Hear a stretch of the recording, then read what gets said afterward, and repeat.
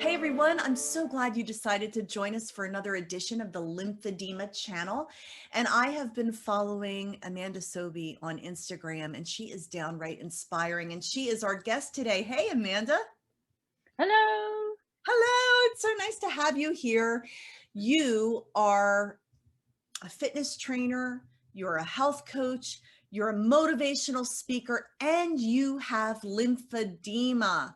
So you're going to inspire all of us today. How did you find out you had lymphedema? Well, my story was probably similar to the way how maybe some other people had lymphedema, where you started to recognize certain changes happening. What had happened when I was 21 years old, I was living on the West Coast in British Columbia, Canada, and I had kind of a series of events, and I'm not going to get into much detail, but the end result was that my foot, I could not put any pressure on my foot.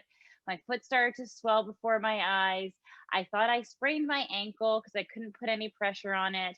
I used a tensor bandage, A535, and then like weeks went by. There was no progress with the healing. I took off the tensor bandage, and literally right before my eyes, my foot started to swell, which was the beginning forms of lymphedema.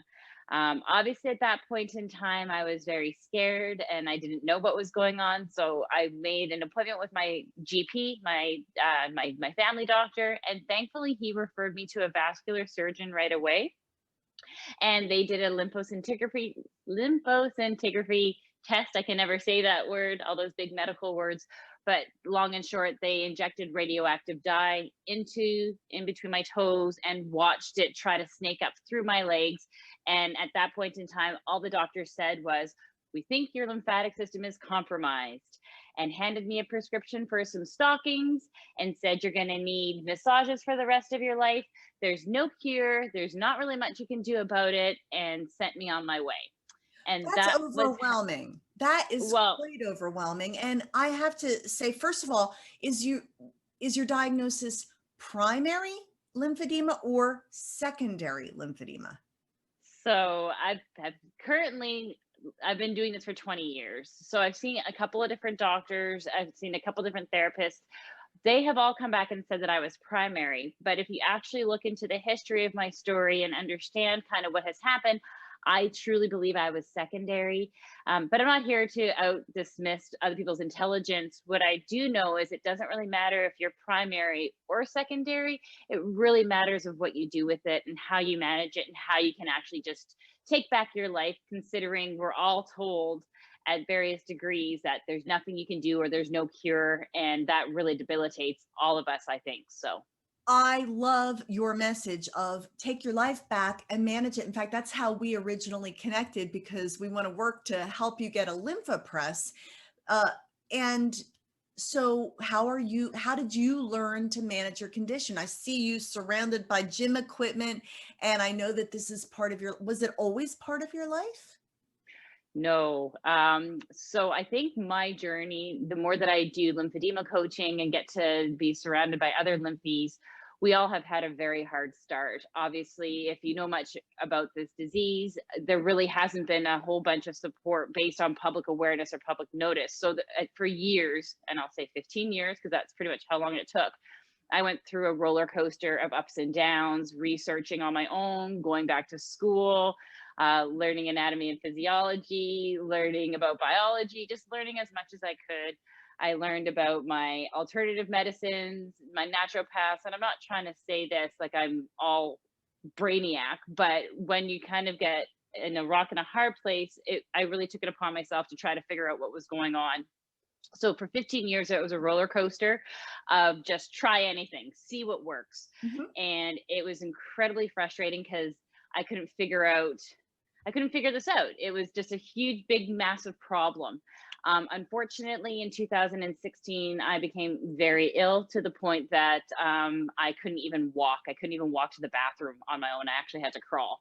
So Was it this really started. related to the lymphedema, or was it another condition that combined made you not able to be mobile? Lymphedema affects everything. It affects everything the more that I understand this disease. So I could say, yes, it was directly derived from lymphedema, or maybe it was just my current lifestyle or just my environment. There's just too many factors to pinpoint. But all I do know is that I ended up being bedridden for over a month. And I was laying there thinking, oh my gosh, what do I do? And I slowly started to go back through those 15 years of education and those 15 years of trying everything and failing multiple times. And I came to the conclusion that I already knew a few key points, which was as simple as stay hydrated, drink water, and stay moving. And it was kind of based on those really simple, small baby steps that gave me enough strength, first off, to walk to the washroom on my own, which is a very big day.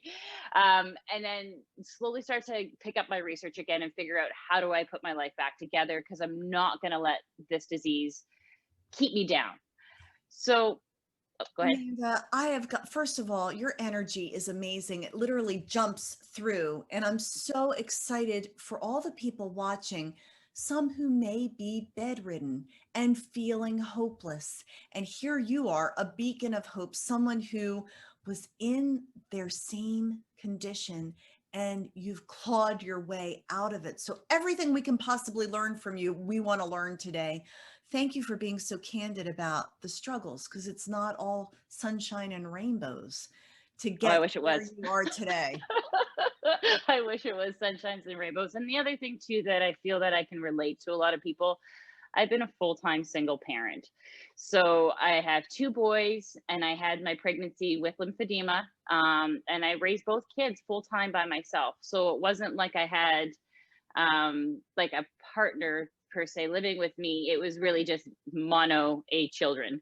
And so when your health becomes jeopardized in the way how it was, I know a lot of people struggle with putting themselves first, but it really was kind of that do or die situation. And that sounds pretty morbid, but I really had to put my health and myself first. And that was what my mantra became. So when I started to get a little bit stronger and being able to walk to the washroom on my own, then it was okay, go from the washroom to down the stairs and up the stairs. And then it was just to make it to the end of the driveway and back. And then once I made it up and back from the driveway, I thought, okay, this might be a good time for me to get a gym membership.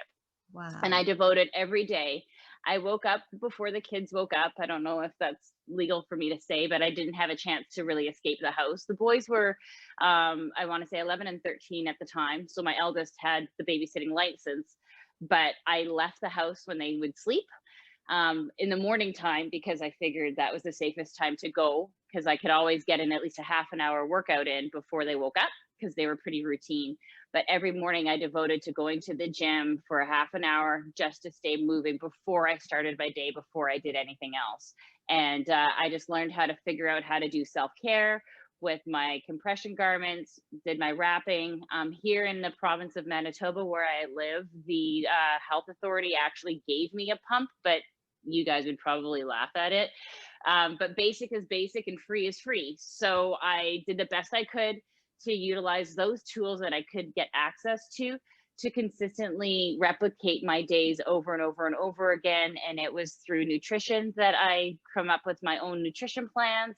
I feel like I train a lot differently than what people assume people who work out with. Like I train a whole different variety of clients now based on my training methods and my self-care for lymphedema, and just learning how to repeat everything on a daily basis and learn to love the process. That was a hard one to swallow, but understanding that I have to do this every single day to be healthy, it takes the joy out of it and it becomes a job. So just learning how to embrace the hard and learning how to embrace my responsibilities and keep this part of my life. And now I'm here to teach and train as many other people as I possibly can to show them A, it can be done, and B, you're not alone. And C, you got to go visit amandasobey.com, because you've got an amazing website. You can follow Amanda on Instagram, and I believe it's am.sobey. Is that your Yes. handle? So yeah, we're going to put those graphics up. People, you're going to want to follow Amanda because she is inspirational. And really, all this was self-taught. It's sad but true. Yeah. Well, Yeah. that's actually quite inspirational. So I want to drill down on the few things you said. You came up with a nutrition plan that worked for you. Now, in all these interviews, I always say, we're not dispensing medical advice. Everybody Nope. is different. Everybody is different. What works for one may not work for another, but what worked for you? What is your nutrition plan that helped tip the scales in your favor, Amanda? So, part of my history is I love to research, and I did a nutrition university classes, actually, a few of them, and I always learned molecularly and understood about each food group on not only a macro sense, but on a micro sense. That sounds really complicated, but what I actually found out is that I understood a lot of this not only based on scientific information for the glycemic index and figuring out how much sugar is in food, but I also correlated that and matched it up to something very simple and visual to the color of food. So on my website, you'll actually see some of my teachings that you can go and you can find out and learn. But I ended up dummying down everything that I learned to make sense to the common human being and seeing if it makes sense for them. Because as you noted, that every body is different, not everything works the same. And for me, I do follow a low carbohydrate diet, but understanding what carbohydrates are all about, understanding what's good about them, and also maybe what's not so good about them, really breaking it down and making it simple for people, I think is what makes a difference of progress. Because I'm not here to starve my body. I'm not here to put anybody on a fad diet. I'm not here to tell somebody you can't eat anything besides celery. We always get into those crazy headspaces of like, let's just fast and that'll fix the problem. I'm here to teach people about why we do what we do. How do we treat our body like a science experiment?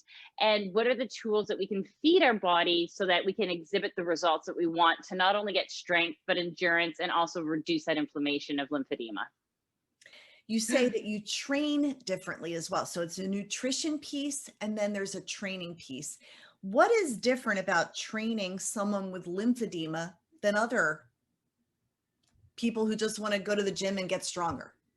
Okay, well, I'm gonna turn the question. When I ask you to work out, what's your first thought about working out? What do you see? I Do you see see myself people? at a gym. I see myself slugging it out, not real excited about being there, but know I should be there. That's perfect, because that's what everybody assumes. Everyone sees these people tirelessly, like, holding on for dear life to the treadmill, right? Or you see these people like slugging these weights around and you hear the clanking of these dumbbells, right? And everyone gets this like scared perspective of what the gym is really like. In my world, it's a very fun place. It's kind of like my playground and it's my sandbox, where instead of looking at weights or looking at cardio machines as a death trap, every single muscle group, the way how we carry our weights and the way how we hold our weights is what makes the difference. So for me, I actually train a lot of like 60, 70, 80-year-old people, because weightlifting is very good for osteoarthritis.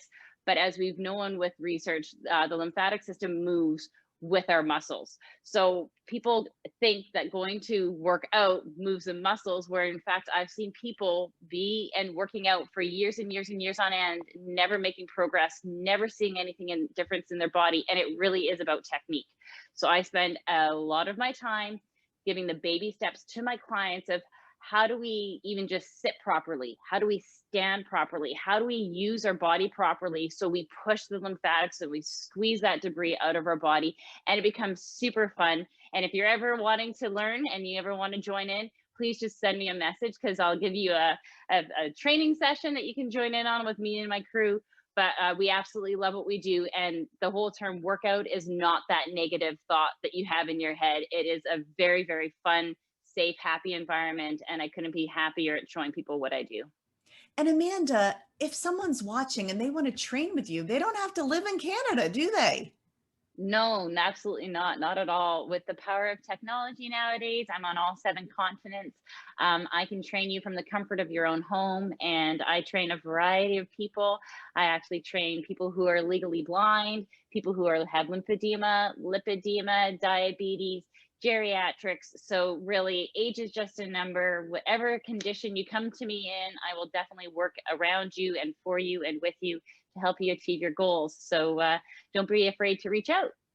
Truthfully, hearing someone talk so excitedly about exercise would normally make me do an eye roll, except you were bedridden at one point. and now you're training people.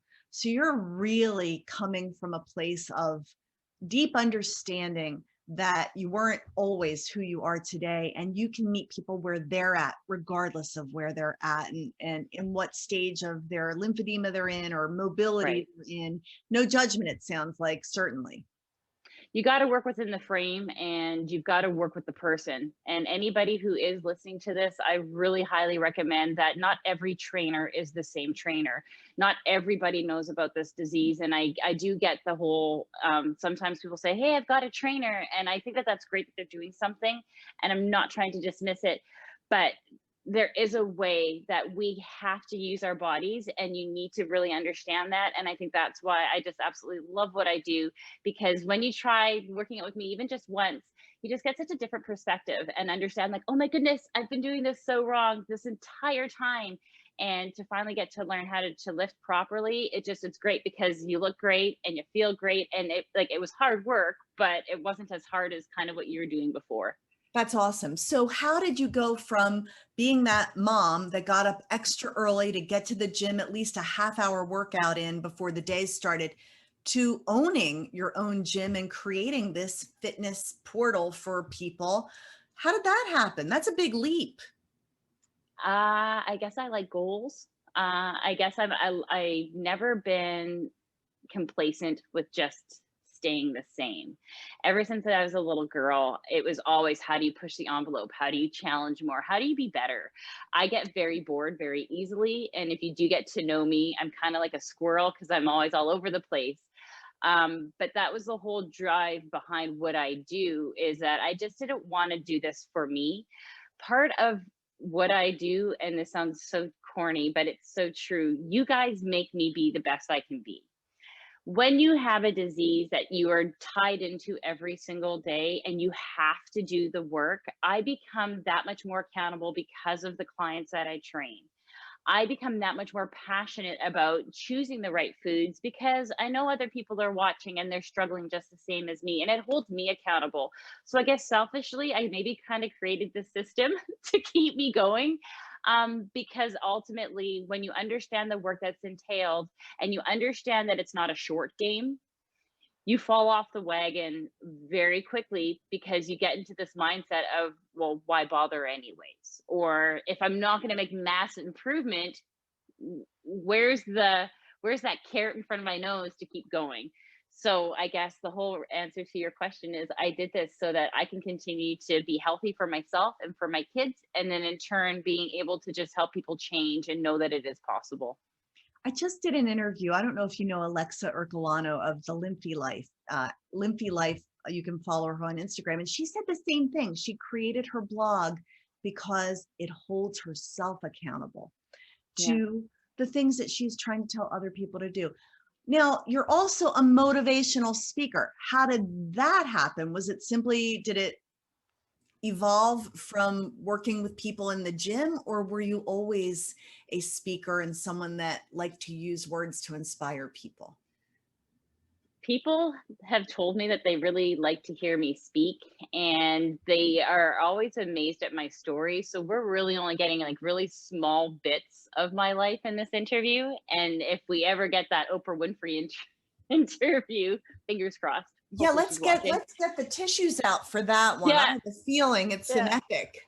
it's true. But I think my story is just weird to begin with. So when people start to ask me questions, they always say, wait, what happened? And they always want to know more information. So I thought being a public speaker and a motivational speaker at that was a great platform to kind of like blanket and tell people my journey, because I think from face value, we all do it, but people look at me and they assume that I've had no problems, or people look at me and they just think, well, she doesn't know, or well, she's skinny, or whatever it is, that when you see me for face value, you make that first impression.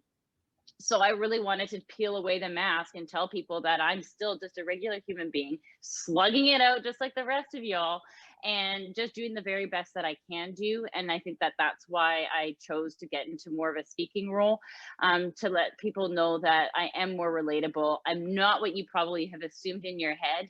and just letting people into my life and letting them know that it's going to be okay. That is a great message. And I know that you've been very generous with your time. A lot of people find these videos because Dr. Google is huge for people with lymphedema or lipedema, and they're looking for some encouragement. I couldn't have imagined listening to this interview without being encouraged already. But for someone out there right now who is just finding their way, what would you say to them? Don't give up. Surround yourself with those that make you want to be better. I used to keep myself down because of the people that I surrounded myself with. First off, these people didn't have a chronic illness. Okay. It was really hard to be feeling like I meant something to someone, or at least was relatable to someone, when they had no idea what chronic illness felt like. So surround yourself with people that want more for you and can understand you, because when you have those hard days, it doesn't make those hard days as hard when you have somebody supportive that's kind of walked the walk. And just don't give up. Be willing to learn, be willing to fall, be willing to stumble, because every time that you fall down, you learn something. You roll over, you shake yourself off, and you keep on going. And that's pretty much all we have to continue to do. And if you just have that kind of same mantra every single day, you'll tumbleweed your way there. You'll definitely roll your way to where you got to go, but just don't give up. Great message. Great interview. Wonderful to talk to you. I hope that we get to do this again. In fact, I'd love to do a special roundtable. We do roundtables now on YouTube, and you'd be a great addition for a special fitness kind of panel. So hopefully we can stay connected. Fingers crossed. I'm definitely in for it. Thank you so much for reaching out, and it's super great to meet you. And thank you very much for your time. And thank you for tuning into this edition of the Lymphedema Channel. If you know someone whose story would be inspiring to others, send me an email, bviola@medsoulsupplier.com. Thanks again for tuning in. We'll see you next time. See you, Amanda. See ya.